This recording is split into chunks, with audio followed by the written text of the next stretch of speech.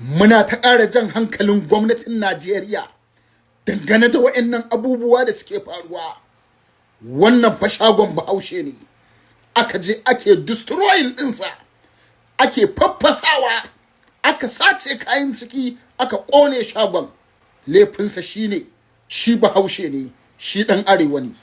Laifinsa shine ya bar yankin arewaci ya tafi kudanci neman abin da zai wa kansa sutura, neman abin da zai rufa wa kansa asiri. Wannan shine laifinsa. Aka ci mutuncinsa, aka ci zarafinsa, aka wulakanta dukiyar da ya shekara da shekaru yana tarawa don ya rufa wa kansa asiri. Beje ya ɗauki bindiga ya zama ɗan bandis ba, beje ya haura gidan kowa da sunan shi ɓarawo bane ba. Amma gwamnati tana ji tana gani, har yanzu ta ƙi daƙile faruwar waɗannan abubuwa da suke faruwa a kudancin Najeriya na cin kashi da cin zarafi da ake wa 'yan uwanmu. Ku sani